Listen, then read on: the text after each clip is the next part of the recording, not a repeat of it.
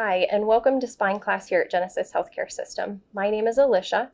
I am a spine care manager here at Genesis, and we wanted to take this opportunity today to bring some of this information to you so that we can provide you with the best possible outcome for your upcoming spine surgery. All of you will have pre-admission testing. This is something that we set up prior to your spine surgery. An opportunity for you to have some lab work and speak with a nurse. They will be giving you wipes to prepare you for your spine surgery. This is something that's very important. We don't take this very lightly.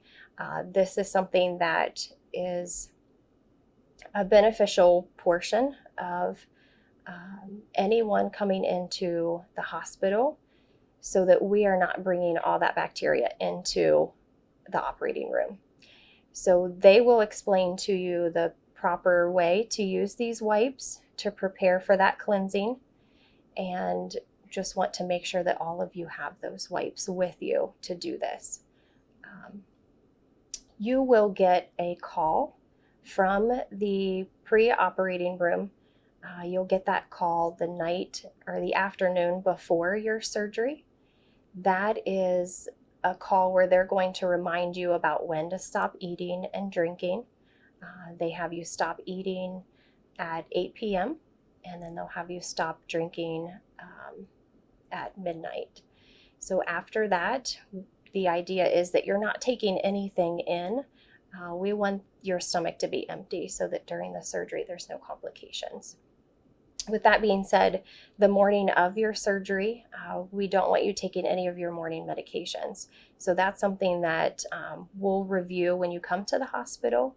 And if there's anything that you do need, we'll go over that with you and give that to you, unless you have specific instructions from your doctor. The morning of your surgery, when we come into the hospital, we're going to have you come to the main entrance of the hospital. At the check-in desk, they're going to bring you to the preoperative or holding area in the surgery department. That's where they're going to have you change into a gown. Staff will be checking your medication list, making sure that we have everything up to date in the computer. You will also be meeting with the anesthesiologist and also the physician that will be doing your surgery. Staff will be putting stockings, compression stockings on your legs, and foot pumps. Those are devices that we use to help prevent any type of blood clots. Then that's a risk with any surgery. So something that we do in preparation to reduce that risk for all of our patients. In the recovery room, they will also be checking your heart rate, your oxygen level.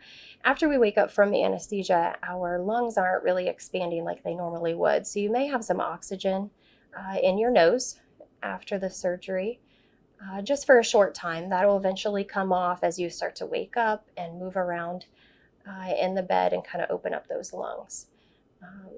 You will also have pain medication that's coming through your IV. Until you are able to swallow those pills, they'll be checking that frequently. Until you're able to swallow those pills effectively, we will be giving you IV pain medication. You will have a breathing tube down during surgery. That's something that we want you to be aware of. That way, if you notice a slight tickle or sore throat after surgery, that you have an idea of where that's coming from. That is something that you will get medication through your IV. You will not know that that goes in. You will not know that that comes out. You will wake up after that. Once the operating room is ready, they will take you back. The doctor should have talked to you about how long this surgery may have taken or may take. That is something that varies from patient to patient and case to case. When you go into, or when you come out of the operating room, there is the recovery room that you're going to go to. You're usually there about 45 minutes to an hour. Staff will be checking on you pretty frequently. They'll be checking your vital signs, which includes your heart rate, your blood pressure, your oxygen level. and your pain level. So we want to make sure that your pain's under control. You'll be getting IV pain medication at first until you're able to swallow, and then we will switch those over to pills.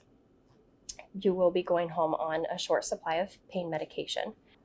The oxygen level that we'll be checking, that isn't necessarily always the best right after surgery because you're pretty sleepy. That medication that we give you for anesthesia, because it makes you sleepy, your lungs aren't expanding the way that they normally would. So as you start to wake up, that will get better. You may be on a little bit of oxygen. You may have a nasal cannula in your nose, providing that oxygen until you're fully awake, and then that will come off. Once you are in the recovery room and they've determined that you're able to either go home or go to your regular room, then they'll make arrangements to do so. If you're leaving to go home the same day, you will be discharged from that area. However, if you're staying overnight, they bring you to a private room on the first floor, 1 West unit. Like I said, all those rooms are private rooms, so you'll be able to have some privacy and family members as able. They will be checking with you when you get to that unit. The staff will be orienting you to the room, kind of getting you used to the call light. They will also be continuing to monitor those vital signs. So as you start to wake up, things will get moving a little bit more. We want to make sure that you have a staff member available to help you when you first get up. You're going to have a lot of cords and wires only because you've got an IV giving you some fluid. You've possibly got some oxygen still in your nose, depending on how awake you are. And remember those foot pumps that we've got on your legs. So not only that, this is your first time up after laying in bed for a while. So we want to make sure that you're steady on your feet. A lot of times they will use a walker with you at first to make sure that you're steady on your feet when getting up to the bathroom or to the chair. So physical therapy will be checking on you, also case management. There is a nurse case manager that will be checking with you about plans to go home. They will help to prepare you to return home or to a facility.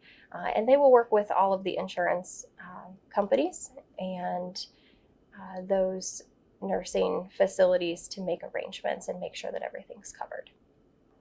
There will also be the therapy. You will have a physical therapist and an occupational therapist that'll meet with you. That'll be something that's done here at the hospital, not necessarily when you go home from the surgery. That is individualized, so depending on your need at the time, but it's not something that every patient gets every time. Sometimes there are more complicated cases that Dr. Harasaki will do, or more complex cases.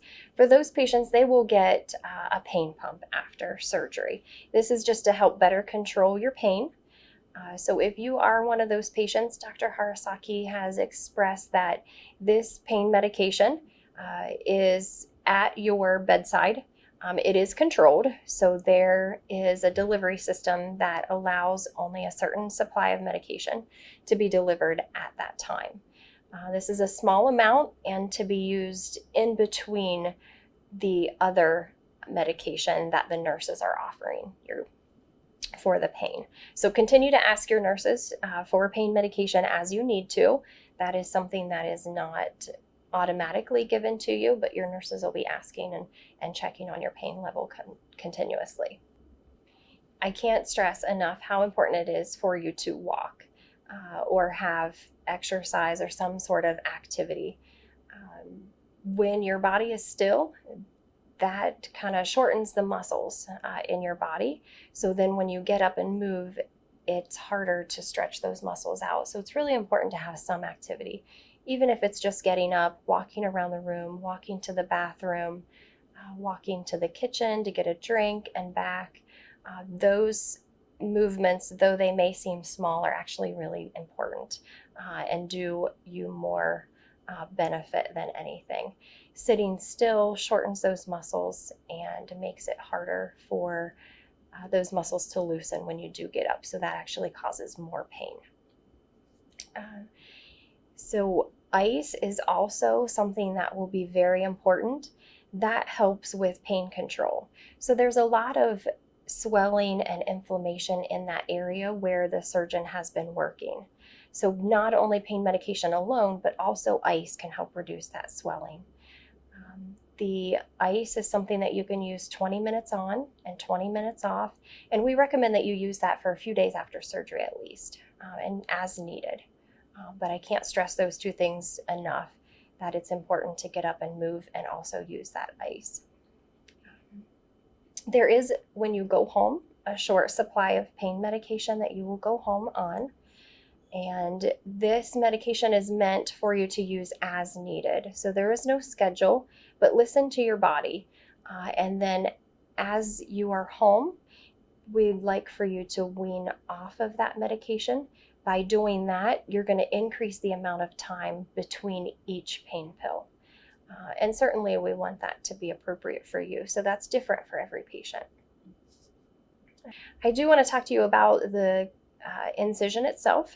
Dr. Amore and Dr. Harasaki, they both use the dissolvable sutures under the skin. Typically, there are not a lot of patients that have staples or sutures or the stitches on top of the skin. It does happen from time to time, but the most common type of wound closure is, for Dr. Amore, butterflies or steri strips on top of that incision. Dr. Harasaki, on top of the incision, will use a surgical glue. There may be a bandage on top of that shortly after surgery. You'll be notified of when to take that bandage off. It is good to have that incision open to air. Allowing it to breathe will help reduce that risk of any type of infection. So be aware of that when you're sitting in a chair or laying in bed. We want your incision to be able to breathe. Otherwise, it might cause some friction or moist heat and increase your risk for any type of infection. So with that being said, there are certain restrictions that you'll be going home on. Dr. Amore and Dr. Harasaki will both individualize this to you. This will be printed on your discharge paperwork when you leave the hospital, but that's something that if you have any questions about, please feel free to call the office. There are a few instances where Dr. Amore and Dr. Harasaki may use a surgical drain after surgery. This drain is something that comes out before you go home, but it's monitored by the nurses here at the hospital. And the intent for the drain is for it to drain any type of fluid collection that might be underneath the skin. Muscle bleeds, so if there's anything that might add pressure to your surgery area, we want to be able to relieve that, and that's for a short time so that it would come out before you go home. When you do go home, we advise no driving while you're taking pain medication or muscle relaxers. So usually that's for about 5 days or until that medication is gone. There are fusion surgeries that Dr. Amore and Dr. Harasaki both do. For this type of surgery, we want patients to avoid any type of non-steroidal anti-inflammatory. So you might be asking what that medication is. That's going to be your ibuprofen, your Aleve, your Advil, your naproxen. So if you are having a fusion type surgery, it's important to avoid those type of medications for up to 6 months after your surgery. The reason being, we want some inflammation within that area so that the fusion will actually work like it's supposed to. If we reduce that swelling in there, that inflammation, then that fusion may not take place. Some of the tips to remind you of when you go home: stool softeners. It's always a good idea to have stool softener. There are pain medications that you're getting through your IV here at the hospital, also your anesthesia alone, and you're not moving around as much. So it's important to have stool softeners on hand and take those. If you're here at the hospital, they'll be giving those to you while you're here. And when you go home, it's a good idea to continue that. Activity, like we talked about, just getting up, walking to the bathroom, walking around the living room, that'll also help. And making sure that you have plenty of fluid and fiber in your diet will also help. Okay. Some of the things to remember when you are at home: we would like to be notified if you have any questions or concerns at all, but certainly if you have any type of fever, temperature greater than 100.5, if you notice any redness or drainage from your incision, any swelling or inflammation in there, if your incision would reopen, or if you notice any foul odor, please call the office and let us know. That's something that the surgeon will be wanting to address rather quickly. Hi, my name is Sandy. I am a case manager here at Genesis. I work on the discharge planning part of it, and whatever patients are going to need towards going home when they get home to get towards back to their normal state of well-being. We work on all different types of things, but the main thing is getting you ready to go home. You will see me after your surgery. I will come in, ask several questions, such as if you live alone, if you have stairs in your home, if you do get any assistance at home, such as home health care, passport services, anything like that. Use any equipment. I tell patients to make sure that they do have someone that is going to make sure that they have someone to transport them home, and going to be able to stay with them for a few days post hospitalization. Very important. Equipment wise, generally front wheel walkers, patients after joint surgeries and or spine surgeries, just for the extra support when they're up ambulating. So if you have one, that's great. If you do not, I can get one ordered through your insurance before you leave the hospital. Any referrals that you may need, such as a lot of patients may need additional therapy when they leave the hospital. Home health care, we can get referrals or even outpatient therapy, but I will get that set up before you leave the hospital so that we know that you're going to be on your way to recovery as far as getting any therapy you may need. Any resources such as home, like I said, the home health care, passport services, Meals on Wheels, things that may help you towards your recovery. Generally, I'll just link the stay. I will tell you that knees are usually same day, very next day they will go home, so pretty quickly. Of course, if you're stable, this all depends on your vitals, blood work, everything stable. Your hips, usually generally 1 to 2 days. The spine surgeries, depending on, of course, your surgery and the surgeon. So, it's kind of, it varies. So that you will have to probably just discuss that with your surgeon before your surgery, what, they are going to what they think it's going to be. So if you have any questions about or think of anything, I'd write it down, for me when you do see me so we can start working on it right away. And if you have any questions, just write them down and I'll see you after your surgery. Thank you. Welcome to Spine Class. My name is Alyssa. I am a certified occupational therapy assistant here at Genesis. I will be explaining some of the expectations of the rehabilitation department after your spinal surgery. Every therapy is individualized to you, so whatever you're doing prior to surgery, we want to get you back to that and focus on your needs. For physical therapy, we will work on getting in and out of bed, so focusing on log rolling to practice those good body mechanics. For cervical, thoracic, and lumbar patients, we will all practice on safety awareness. We will walk in the hallway with a walker for the time being. If you have your own walker, you can bring that from home. Or if you do not have one, we can provide one for you. Physical therapy would treat you 1 to 2 times a day, depending on your needs and the doctor's orders. No brace typically, unless placed by the surgeon that day. If you do have a brace, we will show you how to take it on and off before you go home. Spinal precautions are important.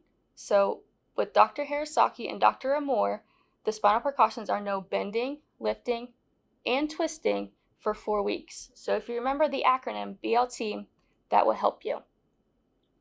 There will be lifting restrictions as well, but that depends on type of surgery and surgeon. For occupational therapy, we focus on function. We make sure you're able to safely go home after surgery and complete basic activities that you need to do every day. Those basic activities are ADLs, which are activities of daily living. Bathing, dressing, grooming, toileting, in-room mobility, and bed mobility are all what we focus on. Cervical patients, with occupational therapy, we focus on assessing fine motor coordination and sensation. We will complete a shower with you post-op day 2 if you are here long enough, depending on type of suture and surgeon that you have. Some cases may benefit from adaptable equipment such as a reacher, sock aid, shoehorn, long-handled sponge, or dressing stick. We have long-handled sponges here in the hospital to provide you with before you go home. Our treatment is 1 time a day, so we may be the very first ones to come in your room in the morning to help get you moving and up and ready for the day. I just want to thank all of you for joining us today for spine class and entrusting us with your care. We're excited to be part of your care team. And if you have any additional questions, don't hesitate to call.